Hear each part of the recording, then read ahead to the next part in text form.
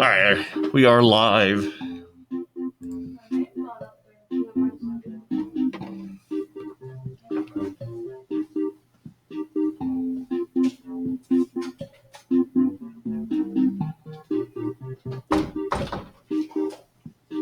Oops. Oh, that's why. I had it frozen. There we go. We're going to give a little bit of time just so we can have some people hopefully join.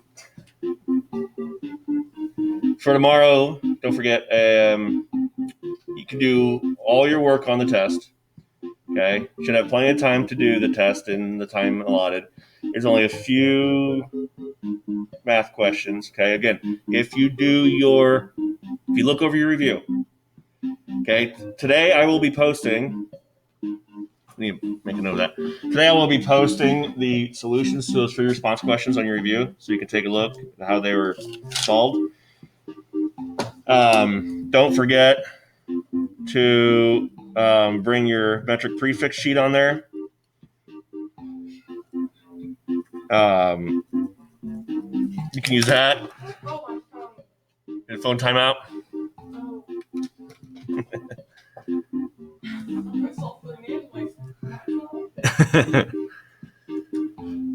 What else? Calculator. Okay, don't forget a calculator. And I think that's just about it. One of the best things to do when you just study for a test is those notes that we go over. Okay, your PowerPoint notes. Go through those. Go through these sample exercises that we did, and hopefully that you copied down when we were doing them together. All right. I typically don't take anything that we have not discussed in class, so that means everything comes from the notes. Okay. Well, you can have the metric prefix sheet, with you. Again, don't write on it anything. Don't write anything else other than it's already on there. If there's a conversion that you will need, I provide it to you, so you don't have to have that all memorized. So, unless you want to. Okay. Well, it doesn't appear that we're going to get anybody awake right now. So we will go ahead and start. Ready? Start. Ta-da. Can you see over my big head too? All right. So what physical state of matter has a specific shape and a specific volume? Yay! Solids! Very good. So you obviously need to know your three states of matter. Okay? Very good. Okandal. All right. If matter is uniform throughout and has variable composition, it is. So think about that flowchart of 3 questions. Okay? It's another thing you need to remember. So I'll give you a minute on this one. But now you'll know to look at that.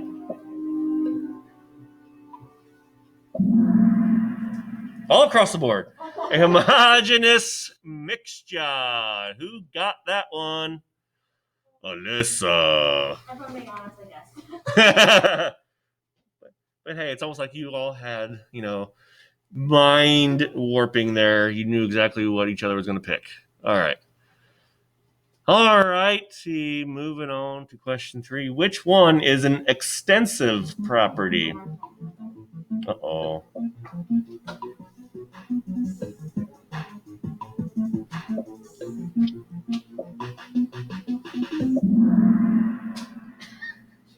Mm-hmm. Okay. Can anybody tell me what an extensive property is?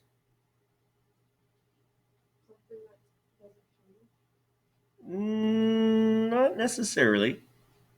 An extensive property is a property that is dependent on the amount of the substance present. Does anybody know what intensive property is? It's the intensive property is a property that is independent of how much substance is present. So intensive is independent. Extensive requires a specific amount for those, okay?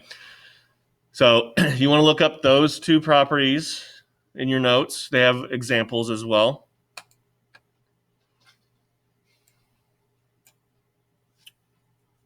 Which of the following are chemical processes? You know what? I'm going to move this up here.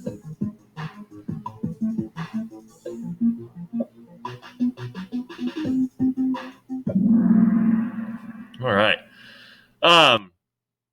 So rusting would be a chemical process because it is a different substance after it occurs. Now, you might say decomposing water into its gases or gas components are, but really they're still the same. I mean, you can put those gas components back together to make water.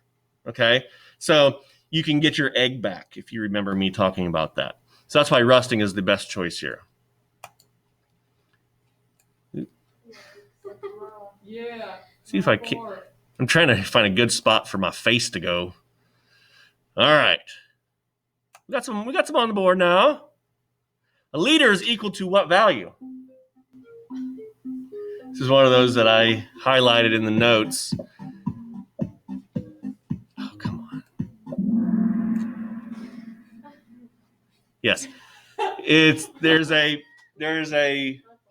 page in your notes that has a picture of like a cube, and it talks about two main values that you need to know. One of them is a liter is equal to a cubic decimeter. All righty, question 6, halfway there. Describe this image with accuracy and precision.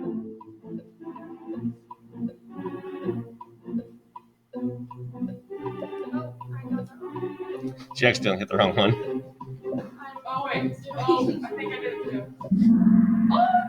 Oh. Well, let's look at it. Okay. We have 4 marks on this bullseye. So, as you notice, they are all clumped together pretty closely. So that would mean good precision. Okay. But if you notice, they are about halfway away from the target or accepted value, which is the bullseye. So it has good precision, poor accuracy. Okay. And precision is when you have many results that are close in proximity to each other. Very good. Okay. Ooh, it's getting closer here. Next. Which number has the most significant zeros?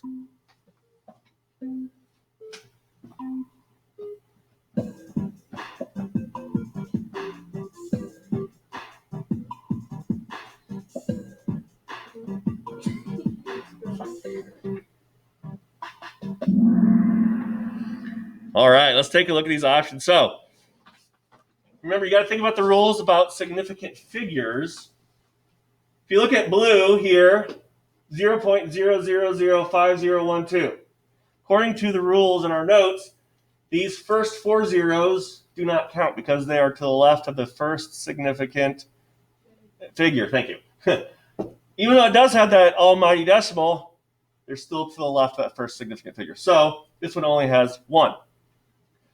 Moving over here to red, we have 0.025000001, and these 2 don't count, but these other 5 do because they are to the right of significant value or figure, almighty decimal, and they're sandwiched. So they got a couple things going on here. They're sandwiched between 2 significant figures. So red has 5. Yellow, or orange, whatever it is, same situation, except it only has 4. And then the correct decision, green, it has 1, 2, 3, 4, 5, 6 zeros that are sandwiched between 2 significant numbers. So that was a cruel joke by me. Have to make you stare at all those zeros here. It'll be easier if you have something like that on. Uh-oh.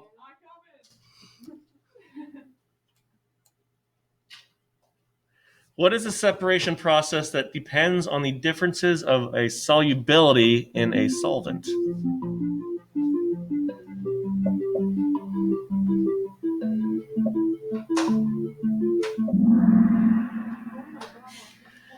Chromatography is where you put that strip of filter paper or chromatography paper in there. You put that little black dot from a marker, and you place it into the solution, and the solution draws up that paper, separates that.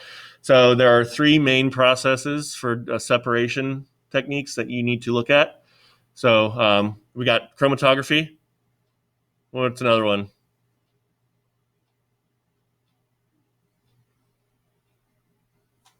What's red say? Right, filtration. And then what's orange say? Distillation. Okay, so you want to know how each of those separation processes use various properties to perform them.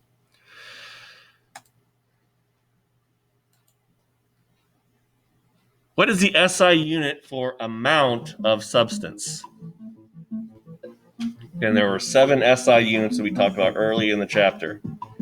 You'll need to know what the SI units are.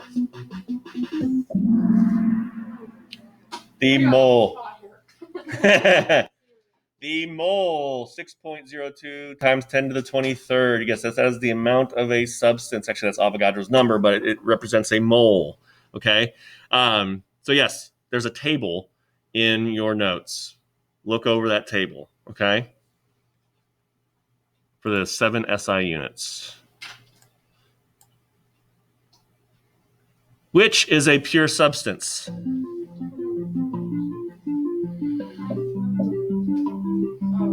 Did your phone fall asleep?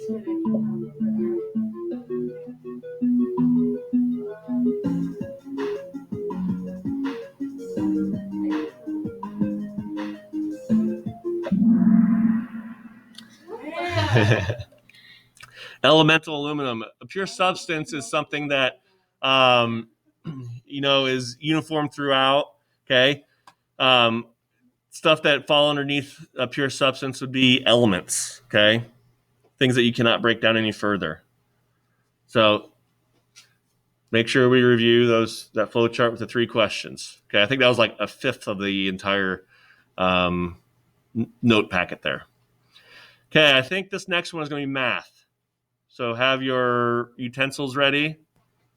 Okay. You have your metric prefix just by chance. You want to get it ready? Okay. We'll get to the scoreboard here.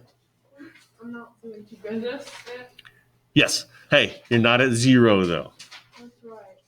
Gotta look on the bright side. I did a lot better. Why do I not? Is it like kind of like a yeah? I don't know what to use it For for. that may be why. It's very useful. I don't get how to read it. I can show you after the review. Ready? Convert 1,234,560 centimeters to kilometers. You have 2 minutes.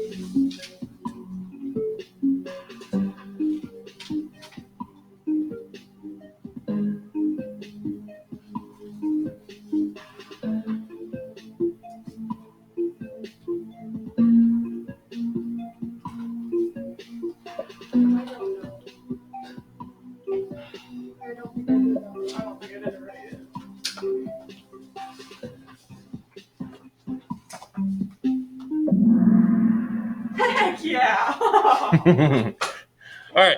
before we can move on, let's take a look at how we solve this. Okay. So, what is the thing that you always write down? You're given. So it's a big number. 1, 2, 3, 4, 5, 6, 0. Okay. So we've got our given written. Okay. The baby step method. Okay. That's what we're going to do this on this little example here. You see that centimeter and kilometer have something in common. What is that? What is the commonality? Meter. Okay. So the baby step method is going to have us, plan out. We go centimeter to meter, meters to kilometers. Okay. Once the review is done, I'm going to show you a quick little shortcut. You can use it if you want to. It all depends on how comfortable you are. Okay. So if you look at your, I'm going to go to meter. If you look at your metric prefix sheet, okay, centimeter is smaller than meter. Okay, so it takes more centimeters to create 1 meter. There are 100 or 10 to the second centimeters in, I wrote that wrong. 1 meter, there we go. There are 100 centimeters or 10 to the second centimeters in a meter. Okay? So by having this step in the conversion, our centimeters cancel. Okay? And at the end of this step, we are at meters. So then we need to go from meters to kilometers. Who goes on top here? What unit goes on top? Kilometers. Meters goes on top, on bottom. Now, kilometers, the prefix kilo means bigger than our base unit. Okay? So our base unit, being meters, okay, it needs more meters to make a kilometer. So in 1 kilometer, there are how many meters? 1,000 or 10 to the third, however you want to write it. Okay? That allows meters to cancel. So you're going to take your given number, divide it by 100. You're going to take that answer, divide it by 1,000. And that's when you get 12.3456 kilometers. You also notice how many sig figs I have here. 1, 2, 3, 4, 5, 6. Why does that 0 not count in that instance? Why does that 0 not count as, why? 0. This 0? Why does it not count as a sig fig? Because if you have it on there or not, it doesn't matter. Exactly. There's no decimal point. If there's a decimal point now, that'd be a different story. Okay? But since there's no decimal point here, that 0 does not count. Okay? It's furthest to the right, not including a decimal. So you have to have 6 sig figs, which we get right here. Okay? Again, as I said, after this review, I'll show you a real quick shortcut. If you want to use it that way, you can. Okay? All right. Moving on. Let's see what the leaderboard looks like. Whoa. All comes down to the last question here. Wait, hold on. Okay. Okay. Ready? Everybody ready? Final question. Which of the following is a derived unit?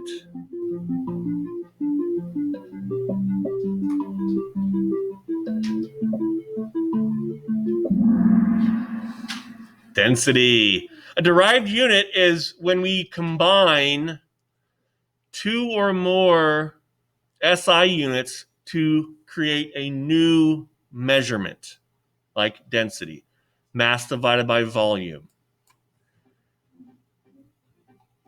Oh, Sophie with third. They've updated this since last time I played it. Oh, got the spotlight even. I'm so bad. I'm really I don't think I've ever leaderboard. won a ever. Well, there's only 3 like on the leaderboard. Yeah, that's true. You're the only one. I've never won a video game ever in my life. All right, you ready to oh, we can even look at this. Sweet. Well, we'll do that later. What I want to do now is I'm going to try and get those on the board able to see here. All right, they should be able to see that. All right. I want to take a practice question, and I want to show you how when we are talking with metric prefixes, how we can bypass the baby steps, okay? Like I said, I prefer the baby step method, but it's all kind of up to you with the practice you get. Give me a measurement in millimeters. Anybody? It's like a random number. Yeah. 7.4. 7.4 millimeters. Okay? Now, we are going to go from millimeters to, let's stay with kilometers. Okay? All right. On your prefix sheet, millimeter or milli has a 10 to the what value? Just reported there. To the negative third. Okay? So that's millimeters, or it's milli. Kilo is what? 10 to the third. 10 to the third. So would that just cancel them out and it's just the same? It doesn't cancel them out, but I'm glad you asked that. It does not cancel them out. Okay? Can they see this? There we go. What this does is, have you heard of the mathematical term range? What is range?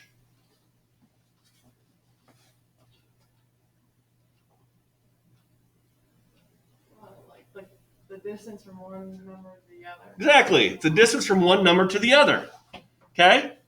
So, what would be the distance from 10 to the negative third to 10 to the third? 6. Watch this.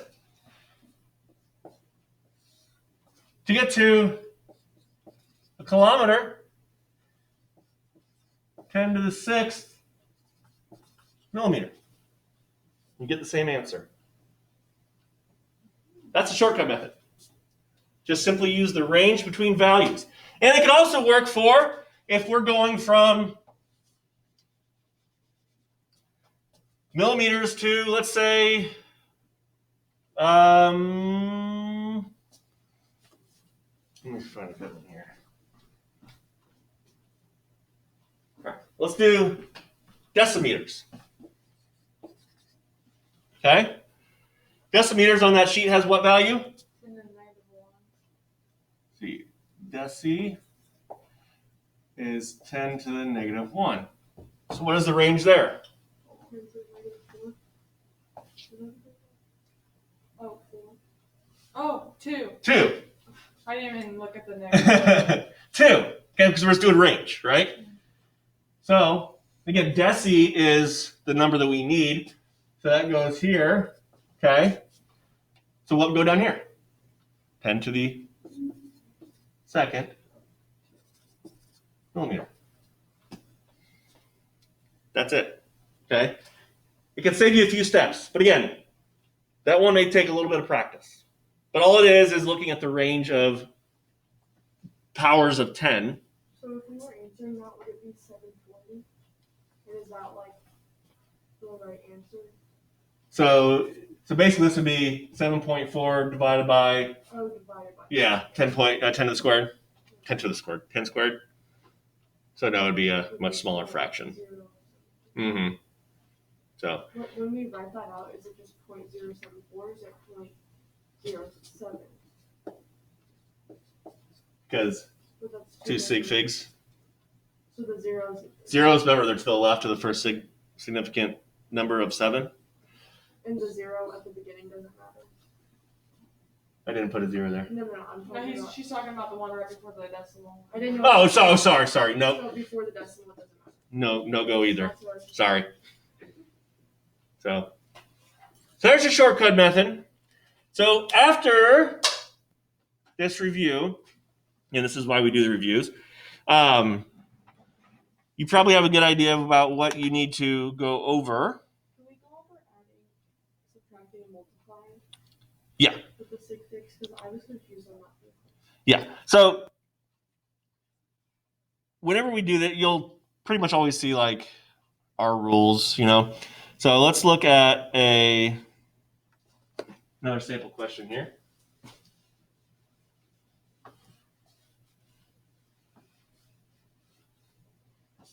All right. Give me some numbers here. What do you want? 14.32. Point what? 32. Like, I just want to get the adding, subtracting, and the multiplying, what all the different rules are. So, in terms of sig figs? Yeah. Okay, we'll make it simple for you. Okay. Times 1.2 plus 37.8 divided by 14.0. Something like that, right? Okay. What is the smallest number of sig figs up there? 1, 2. So you'd answer your question in 2. Sig figs. Okay. Because they can't decide. I have looked and looked and looked and looked over the last couple of years. And I've looked on the internet, I've looked through books. Books can't agree on significant figures and how you report them. The internet hasn't been able to give me any type of advice because, which one do you go by? Do you go by the sig figs in the addition and subtraction, which would change the number of decimals, or do you go by the multiplication division rules, which is the lowest number of sig figs? I cannot find it anywhere. Doesn't mean it doesn't exist. It just I can't find it anywhere. And with the simple fact that physics book over there and this chemistry book that you're using have slightly different rules and guidelines regarding sig figs. In fact, that physics book even says that some textbooks say, 5 and down, you round down, 5 and up, you round up, and other books are different. It says that in there. So that's why I try to simplify it in here. In problems like this, determine the lowest number of sig figs and report it in that. Okay? So for this one, you'd want to report it in 2. Exactly. Yep. And yeah, you're most likely going to have to round. So be it. That's what we're doing. Trying to make your life easier. Yeah, I didn't know what the rules. Yeah. How is the lowest amount of sig figs 2? 1, 2.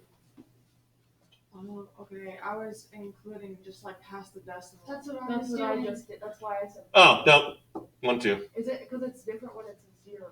Zeros, yeah, exactly. That's where I do it.